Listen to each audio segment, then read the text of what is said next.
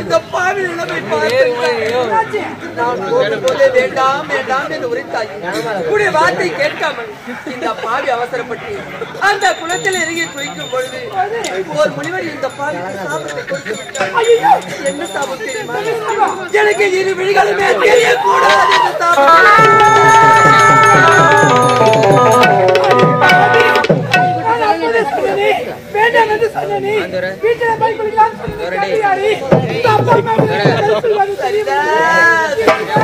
அரண்மனையிலே ஒதுக்கப்புறமாக என்று அழகை ரசித்து இன்று என் விழிகளுக்கு பேரழகாக காட்சியளிக்கின்றாய். ஐயா இளவரசே, நீங்கள் நினைப்பது தவறு ஐயா, நீ பேசுவது தவறு ஐயா.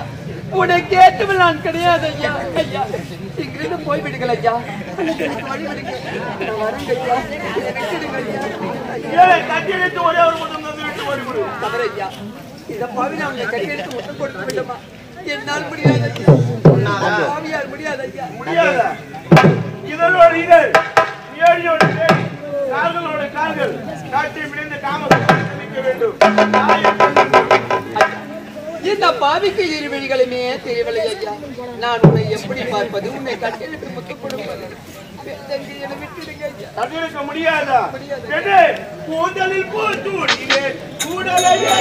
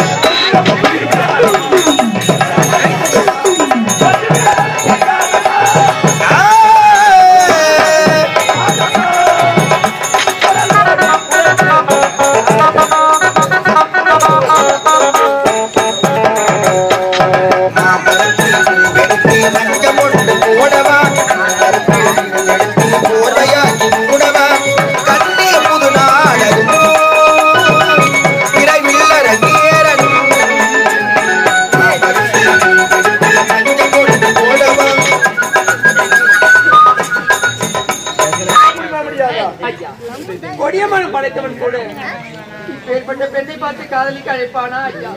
ஒரு பெண்ணை கண்டால் அக்கா தங்கையாக மதிக்க வேண்டும் ஐயா. அதை விட்டு விட்டு இப்படி காமவெறி கொஞ்சம் அழைக்கிறாயே. நீ மனிதனால் அது மிருகமா? என்னை விட்டுடுங்க ஐயா. முடியாது ஐயா. கிடைக்காத பொருள் இந்த உலகத்தில் யாருக்கும் கிடைக்க கூடாது.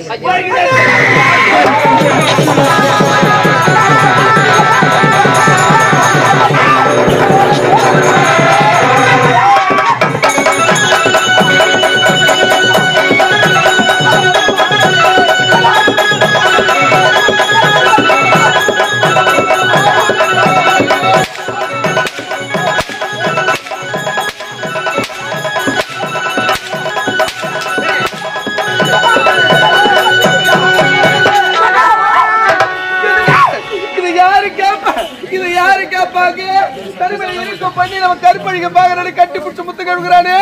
இதெல்லாம் யாரு சொல்லுவாங்க? நான் பார்த்ததே. உங்களுடைய மகளை ஏதோ ஒரு கொடியவன் கற்பழித்து வந்தார். அந்த சமயத்தில் கண்டு அழைத்து வந்தார் காப்பாற்றலாம் என்று. அந்த சமயத்தில் அவளை மாற்றி விட்டு சென்றுட்டான். போய் சொல்ற கண்ணால பாத்துட்டு சொல்லிட்டு தம்பிக்கு வேடிக்கை பாருங்க.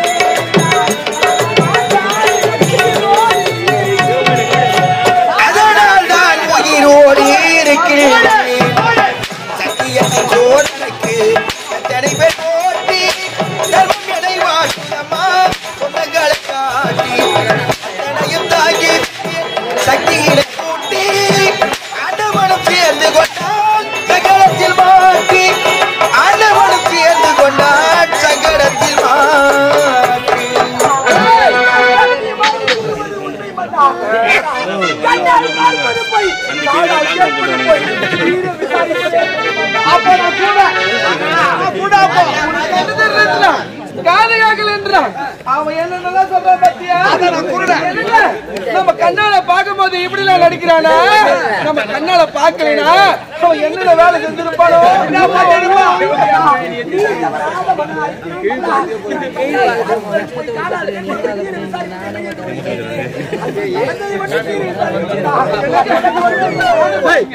மரியாதை சக்காதிங்க எல்லாம் கை கூடி சிரிக்கிறாளுங்க. எப்ப அதுல யாரு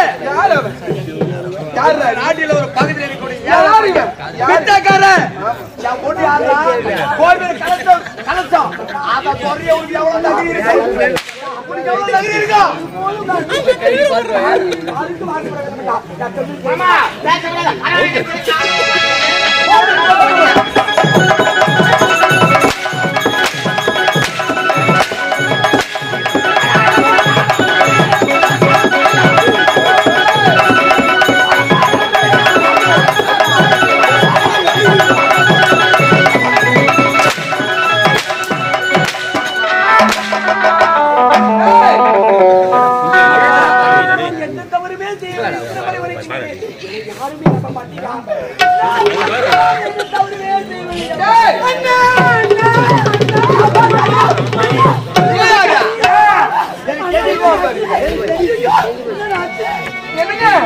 யாருன்னு தெரியல. ஒரு நேரத்துல அகிலா மலமரத்துக்கு மாடிங்க சொல்லி கூப்பிட்டு போனாலே அந்த பித்துக்கார தேவடியா கொண்டு போய்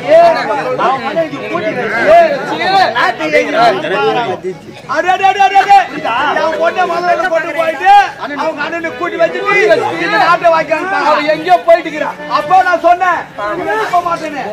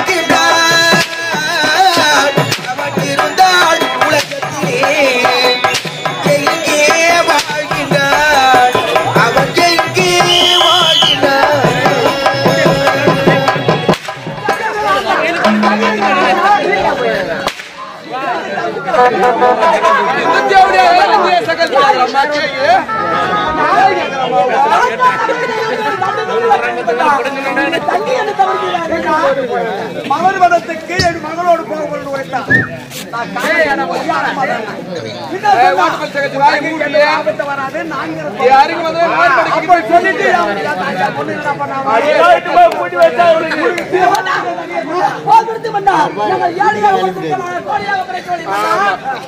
உதவியால் தான் நாங்கள் வாழ வேண்டும்.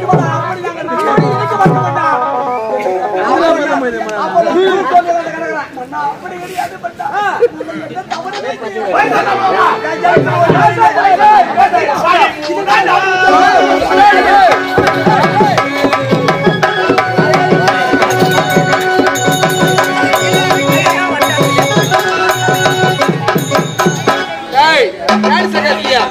கேக்குறீங்களே தப்பு ஊர் மேல போனா பாரு நின்ன இடத்துல இருந்து பேசணும் இல்ல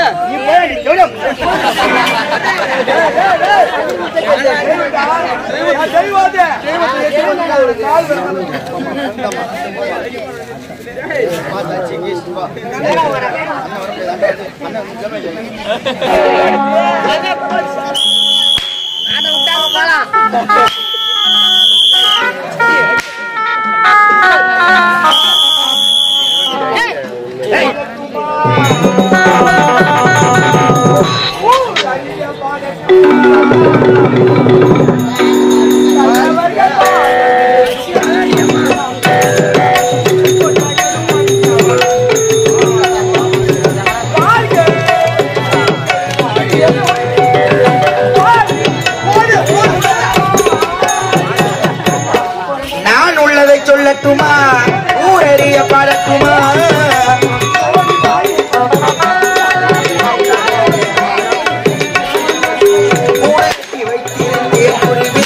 வாழ்ந்து வந்தேன் நாடு விட்டு வந்த போது நான் ஒரு பிழைத்து வந்தேன்.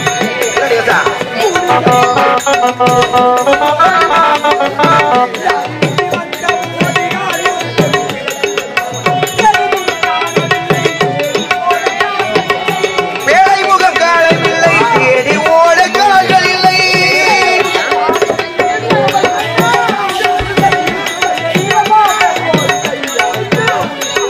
வாழ்க நீங்கள் வாழ்க வாழ்வில் இலக்கணமாகி இறை கொண்டு கண்டிருத்தேன் விரல்கள் நீட்ட ஆசை வைத்தேன் வேறொருவன் நீடைகள் என்று மீட்காமல் நிறுத்தி வைத்தேன்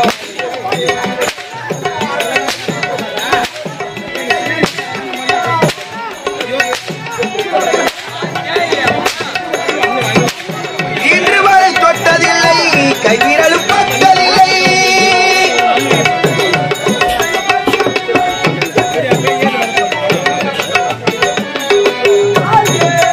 நீங்கள் வாழ்க வாழ்வில் இலக்கணமாகி என்னுடைய வானத்திலே இருட்டிய நேரத்திலே வெண்ணிலாவை காணவில்லை விடி விளக்கை ஏற்றி வைத்தேன் விளக்கேற்றி வைத்த உடல் வெண்ணிலாவும் வந்ததம்மா வெண்ணிலாவை கண்ட உடல் வெண்ணிலாவும் தவிந்ததம்மா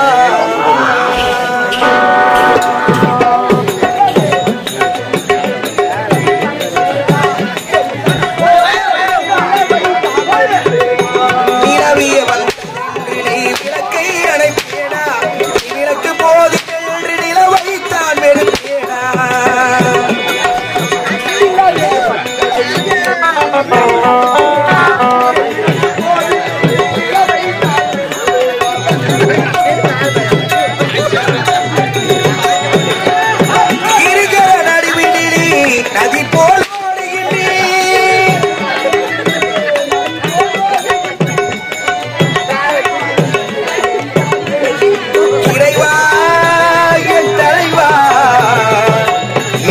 ஒரு பதிலை சொல் இறைவா நான் உள்ளதை சொல்லட்டுமா ஊரறிய பாடட்டுமா நல்லவர்கள் வாழவே நன்மைகள் கூட மகளும் மன்னவனும் பெறுவார் வாழ்கே நீங்கள் வாழ வாழ்வில் இலக்கணமாகி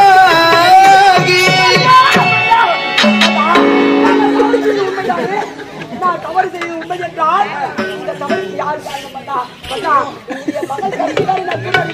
உங்களுடைய மகளையே அழைத்து கேட்டு பாருங்கள். கொண்டு வர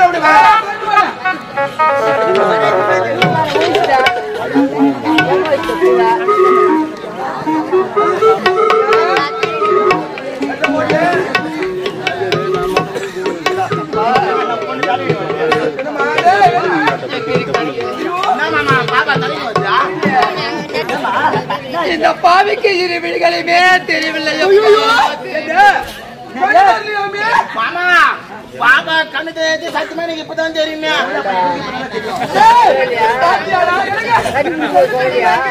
நல்லா இருக்கிற குழந்தைய மலர்வனத்தை கூட்டு போற சொல்லிட்டு கண்டு தெரியல தேவையா அவன் நல்லா இருப்பாடு. அவளை வாந்தி பேசி வந்து தூக்கி போவோம் படைப்பு அவளை அள்ளுகளை மாறி தூக்கி போவோம்.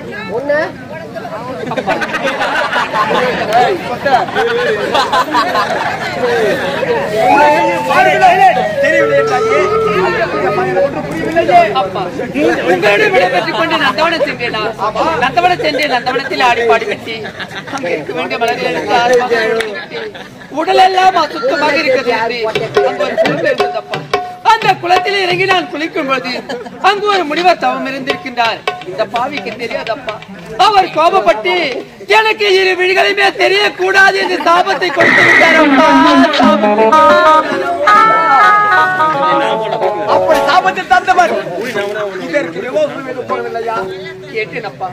காலை பிடித்து மந்தாடி கேட்டு சுவாமி இந்த பாவிக்கு மீண்டும் கண் பார்வை வர வேண்டும் சாப விமர்சனத்தை சொல்லுகிறேன். அதுக்கு அவர் என்ன உரைத்தார் தெரியுமா? பூலோகத்திற்கும் மேலோகத்திற்கும் மத்தியலோகம் இருக்கிறதாம். அந்த மத்தியலோகத்தில் அம்மன் ஆலயம் இருக்கிறதாம். அந்த அம்மன் ஆலயத்தில் தெய்வீக கலசம் இருக்கிறதாம். அம்மா 12 வருடத்திற்கு ஒரு முறை பூக்குமா பாரிஜாத மலர். அந்த பாரிஜாத மலர் அம்மன் தெய்வீக கலசத்தில் இருக்குமா. அதை கொண்டு வந்து இசைந்து என்னுடைய கண்ணில் விட்டால் இந்த பாவிக்கு கண் பார்வை தெரியுமாமா? அப்பா அதை கொண்டு வருபவர் எவராக இருக்க வேண்டும் தெரியும்? எப்படி பெற்றவர்? தாய்க்கு தலைமகனாக இருக்க வேண்டுமா? சத்தத்தை காத்த உத்தமனாக இருக்க வேண்டுமா? ஒரு பெண்களை கண்டால் தாயாகவும் தங்கையாக மதிப்பராக இருக்க வேண்டுமா? அப்பேற்பட்ட உத்தமர் தான் அந்த மலரை கொண்டு வர முடியுமா? அவர் தெரியும். அதான் அப்படிப்பட்ட உத்தமர் யாரு தெரியும்? முதல் தெரியாதா? அதான் நான் கேட்டேன். யாரு நாட்டை பாத்துக்கிட்டு அது என்ன சின்ன பூதாண்டா அப்படியே போய் லபாக் லபாக் சக்தி வாய்ந்த மலர் செத்துவிடும் செத்துவிடும்.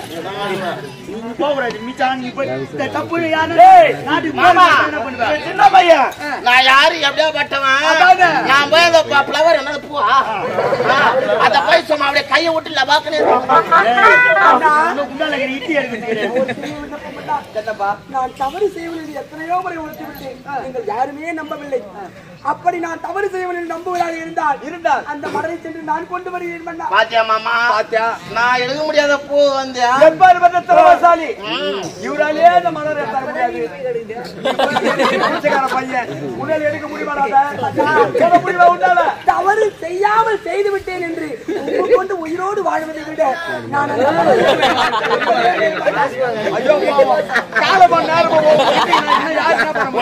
ஐயோ போற விளக்கு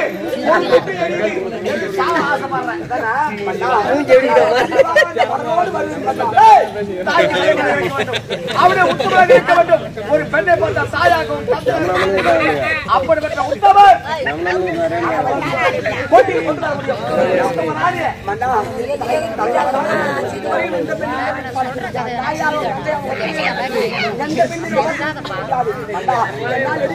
நம்பிக்கை இருக்கின்றது.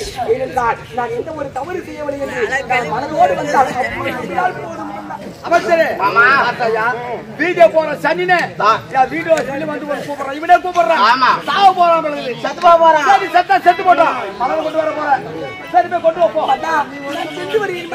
என்னது அவன் சாவ போறான், அவன் மூஞ்சி கடைசியா பாத்துட்டு என் பொண்ணு சோறு கொடுமா. சிறிய விண்ணப்பம் பண்ணா சொல்லு. நான் சென்று அந்த மணலை கொண்டு வரும் வரையிலும் என் தங்கைக்கு யார் பாதுகாப்பு பண்ணா? நான் மாட்டேன்.